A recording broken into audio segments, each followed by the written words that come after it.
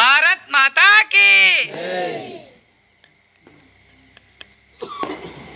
చూడండి, పూర్వకాలంలో ఒక గురువు ఉన్నాడంట. అయితే ఆ గురువు దగ్గర, ఆ గురువు ఒక పెద్ద గురువు అన్నమాట.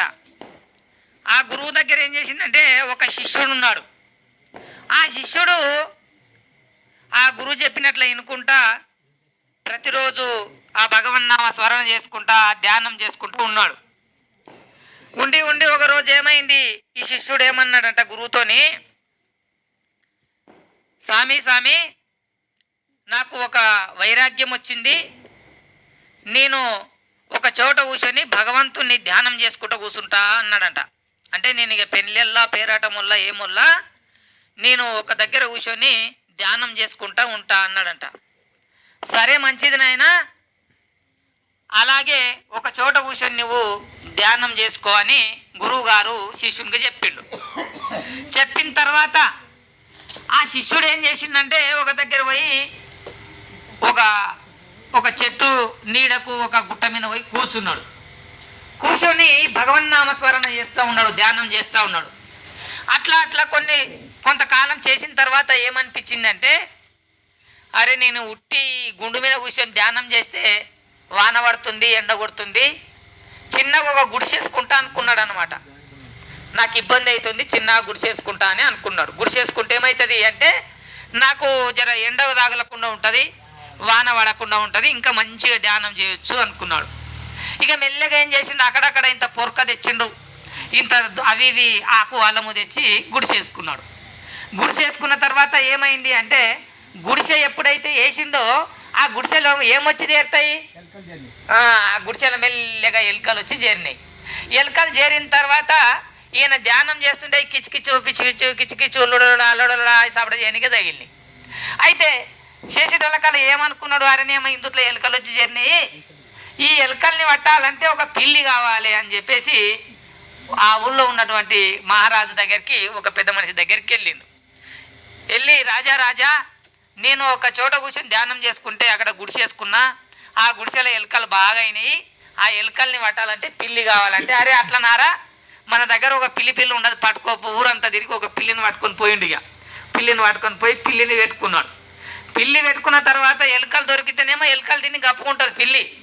ఎలుకలు దొరికినప్పుడు ఏం చేస్తుంది, ఆకలిగా ఉంట కొద్దిగా మ్యావ్ మ్యావ్ మ్యావ్ మ్యావ్ అంటుంది. అది మ్యావ్ మ్యావ్ మ్యావ్ అనడం వల్ల ఏమైందంటే ఈయన ధ్యానం కాస్త పోయింది. ఇక దాని మ్యావ్ మ్యావ్ ఈయనకి సరిపోయింది. ఇక ధ్యానం కాస్త పోయిన తర్వాత అరణ్యమ్మ దానికి ఎలుకలు దొరికినప్పుడు దానికి ఇంత పాలు వస్తే గప్పు ఉంటుందని చెప్పేసి మళ్ళీ పోతాడు ఆ ఊరి పెద్ద మనిషి దగ్గరికి. అయితే నీవు పిల్లినే ఇది ఇచ్చినావు కానీ ఇది ఊకే ఒరుతున్నది, దానికి పాలు కావాలి అన్నాడు. అరే పాల కోసం అయితే ఒక దూడను తీసుకొని పోరా అని, వాళ్ళతో మస్తు దూడలు ఉన్నాయి, ఆ ఒక దూడను పట్టుకొని పోయిందనమాట. దూడను పట్టుకొని పోయిన తర్వాత రోజు దానికి దూడ వచ్చిన తర్వాత ఊకుంటుందా, మళ్ళీ ఆ దూడకు గడ్డి కావాలి, దానికి మేత కావాలి, దానికి నీళ్లు దాపాలి, దాని సేవ చేయాలి. దాన్ని సేవ చేస్తేనే అది పాలిస్తుంది, ఆ పాలు తినవై పిల్లి కోయాలి. అయితే ఏమైంది, ఇన్ని దినాలేమో ఒక గుడిసె రాగానే మెల్లగా పిల్లి వచ్చింది, పిల్లి రాగానే ఇప్పుడు ఏమైంది అంటే ఆవు వచ్చింది. మరి అప్పుడేమైంది, అననేమో నాకు చాలా ఇబ్బంది అవుతుంది, ఈ ఆవుని మల్పనికి తిప్పలవుతుంది అని చెప్పేసి మెల్లగా ఏం చేసింది అంటే, అరే ఇక నేను పెళ్ళి చేసుకుంటానంటే నాకు ఆవును మడపనికే దూడను కాస్కరానికే నా భార్య వస్తే ఆవును చూసుకుంటుంది అని చెప్పేసి మళ్ళా పెళ్ళి చేసుకున్నాడు అనమాట. పెళ్ళి చేసుకున్న తర్వాత ఫస్ట్ ఏమనుకున్నా అంటే ధ్యానం చేసి నేను భగవంతుని చేరుకోవాలనుకున్నాడు. ఆ తర్వాత మెల్లగా ఆ సంసారం అనే కూపంలో దిగిపోయిండు. మరి పెళ్లి చేసుకోవడం తప్పని కాదు, ఇక్కడ పెళ్లి చేసుకోవాల్సిందే, సంతానం కనవలసిందే, ఈ సంతతిని పెంచవలసిందే. అంటే ఆయన ఏం చేసిండో మెల్లగా అనుకున్నది ఒకటి అయింది ఒకటి అన్నట్లు అయిపోయింది పరిస్థితి. ఫస్ట్ నిర్ణయం వేరైంది, తర్వాత నిర్ణయము వేరైపోయింది. లాస్ట్కి వస్తే ఆ సంసారంలో ఇరుక్కున్నాడు.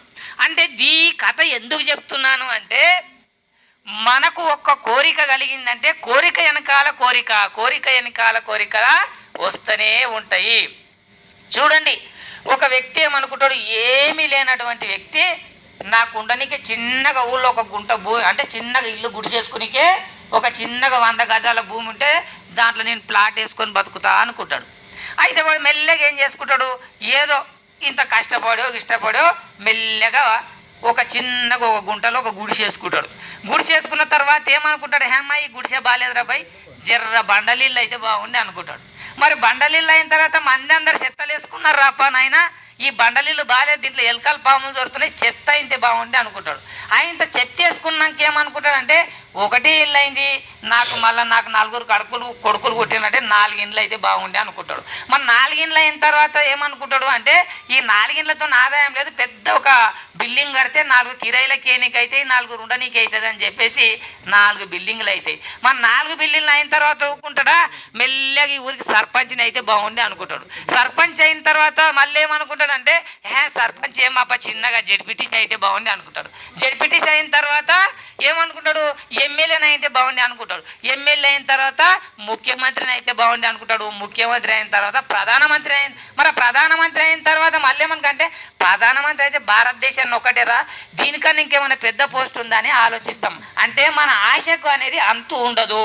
అంటే ఈ కథ ఎందుకు చెప్తున్నానంటే, మనం ఉన్న దాంట్లో తృప్తి నొందాలి. ఉన్న దాంట్లో చాలు, భగవంతుడు ఇచ్చింది చాలు అనుకొని ఆ ఉన్న దాంట్లో తృప్తి నొంది భగవన్నామ స్మరణ చేయడానికి మన కాన్సన్ట్రేషన్ను, మన దృష్టిని ఉంచాలి. ఉంచినప్పుడే ఏమవుతుంది అంటే, మన ఆశకు అంతు లేదు. ఎన్ని వచ్చినా సరిపోవు, ఎంత వచ్చినా సరిపోదు. దీని ఆశను అనేది కొంత కంట్రోల్ చేసుకొని మన యొక్క జ్ఞానాన్ని, మన యొక్క తెలివిని భగవంతుని వైపు మలపాలి. మరి ఎందుకు మలపాలి అంటే, ఈ మానవ జన్మ లేక దొరికింది, దీన్ని ఇప్పుడే మనం ఉన్న టైం అంతా దీనికే వీక్షిస్తే మనం భగవంతుని చేరుకునేది ఎప్పుడు, మంచి మార్గం వైపు పోయేది ఎప్పుడు అంటే, మన యొక్క దృష్టి భగవంతుని వైపు వెళ్ళాలి. ఇప్పుడు హనుమాన్ దేవుని కాడ హనుమాన్ చాలీస చదువుతూ ఉంటే గ్రామాల్లో ఉన్నటువంటి వాళ్ళందరూ కూడా అక్కడికి వెళ్ళి ఆ భగవన్ నామ స్మరణ చేయడానికి, ఆ భగవంతుని యొక్క నామస్మరణ చేయడానికి ఆసక్తి చూపాలి. ఎందుకంటే ఈ భగవన్నామ స్మరణ చేయడం వల్లనే మనిషి ముక్తి నొందుతాడు. చూడండి, మరి కృష్ణ పరమాత్మ గీతలో ఒక మాట చెప్పిండు. ఏమని చెప్పిందంటే, ఈ మనిషికి ఇది ఒకటే జన్మ కాదురా నాయనా, మళ్ళీ జన్మలు ఉంటాయి, వీడు ఇప్పుడే ఉట్టిలేడురా నాయనా, వీని ఆత్మకు సావు లేదు, ఈ ఆత్మ నీళ్ళలో వేస్తే తడవదు, అగ్ని లేస్తే కాలదు, ఇట్లా జన్మాలు ఆయన చేసినటువంటి కర్మలను బట్టి మళ్ళీ కుక్కగా, నక్కగా, పిల్లిగా జన్మలు ఎత్తుతూ వస్తూ ఉన్నాడు. మనం ఇప్పుడు ఈ మానవ జన్మల మంచి కర్మ చేసుకున్నట్లయితే మనకు మళ్ళీ మానవ జన్మ రావడానికి అవకాశం ఉన్నది. మీకు ఇటువంటి మానవ జన్మ దొరికిందంటే చాలా అదృష్టం అనుకొని ఆ భగవన్నామ స్మరణ చేసుకోవాలని చెప్పేసి అందుట్లో గీతలో చెప్పడం జరిగింది. మరి చూడండి, మరి మనము ఇప్పుడు ఇక్కడ ఉన్న వాళ్ళం ఉన్నాం, మరి గతంలో ఏ జీవరాశిలో ఉన్నామో, ఏ జన్మలో ఉన్నాం కూడా ఇప్పుడు గుర్తుపట్టొచ్చు. ఎట్లా గుర్తుపట్టొచ్చు అంటే, ఒకళ్ళు లేస్తాడు, ఉదయం లేచి స్నానం చేసి భగవన్నామ స్మరణ చేస్తున్నాడు అంటే వాడు గతంలో కూడా మానవ జన్మనే ఎత్తిందనమాట. గతంలో మానవ జన్మ ఎత్తిండు అని మనం ఎట్లా చెప్పగలుగుతాము అంటే, చూడండి, భగవంతుడు ఏమన్నాడు అంటే, అమాస పుణ్యంకి పూజ చేసేటోనికి వచ్చే జన్మలో రోజు పూజ చేసే అవకాశాన్ని వానికి ఇస్తా. అంటే వాడు అమాస పుణ్యంకి పూజ చేసినాం కనుకనే మనం వీళ్ళు వచ్చి కూర్చున్నాం. అంటే అమాస పుణ్యంకి పూజ చేసేటోనికి రోజు పూజ చేసుకునే అవకాశాన్ని కల్పిస్తా. ఒకవేళ గతంలో రోజు పూజ చేసుకునేటోడు ఉంటే వచ్చే జన్మలో వాడు నిరంతరం పూజ చేసే అవకాశాన్ని కల్పిస్తా. అంటే దీన్ని బట్టి మనకి ఏమర్థమవుతుంది అంటే, గతంలో ఎంత పుణ్యం చేస్తేనే కానీ మనం దేవాలయానికి రాలేము, గతంలో ఎంతో పుణ్యం చేస్తే కానీ భగవన్నామ స్మరణ చేయలేము, గతంలో ఎంతో పుణ్యం చేస్తే తప్ప మనకు మంచి జ్ఞానము దొరకదు, గతంలో ఎంతో పుణ్యం చేస్తే తప్ప మనకు మంచి సంతానం కలగదు, గతంలో ఎంతో పుణ్యం చేస్తే తప్ప మనం మంచి మార్గంలో ఉండము. చూడండి, కొందరు ఉంటారు ఏం చేస్తారు అంటే, ఊళ్ళో 9 గంటలకు లేచి ఇట్లా బ్రష్ పెట్టుకొని ఊరంతా దొమ్ముతూనే ఉంటారు. అప్పటికి నైట్ కూడా ఇడిచి లేకుండా కొంతమంది అడవిలు. అంటే వీళ్ళు ఇంతకుముందు ఏంటంటే గత జన్మలో వాళ్ళు గాడిదలు అనమాట. ఆ గాడిద పూర్తి ఇంకా ఏం చేస్తారంటే, నాదెంత పేసిగిద్దా అని చెప్పేసి ఆ బ్రష్ పెట్టుకొని ఊరంతా ఇట్లా తోముకుంటూ ఊరంతా తిరుగుతారు. మగపిల్లలు కూడా అంతే. మగపిల్లలు కూడా వాడు బండి వేసుకొని పెద్దగా బ్రష్ ఇంత పొడవు బ్రష్ పెట్టుకొని ఇట్లా తోముతుంటే ఈ అప్పదని కూడా బ్రష్ ఊళ్ళు ఇవ్వంత లేదు అన్నట్ల పొరు తిరుగుతా అంటే వాడు ఎవడైతే మా బట్టలకు ఊళ్ళకు బురుషి పెట్టి దొంగతున్నాడో వాడు గత జన్మల గారి అనమాట. ఎందుకంటే గారి అయినందుకు ఆ గారి లక్షణాలు ఇంకా ఇప్పటికీ పోలేవని దాని అర్థం. ఇంకోటి, ఇప్పుడు ఎవడైతే దుర్గుణాలతో ఉన్నాడో వాడు మనిషి కాడు. వాడు మనిషి ఎందుకు కానంటే గత జన్మలో మనిషి కానాక ఇప్పుడు కొత్తగా పుట్టిన ఇంకా మనకి మంచి అలవాట్లు ఇంకా అబ్బలేవు. వాడు ఏం చేస్తారు, కొంతమంది అసలు స్నానమే కూడా చేయరు. ఎప్పుడు చేస్తారు? 10 గంటలకు చేస్తారు. అయితే స్నానానికి ఒక అర్థం ఉన్నది.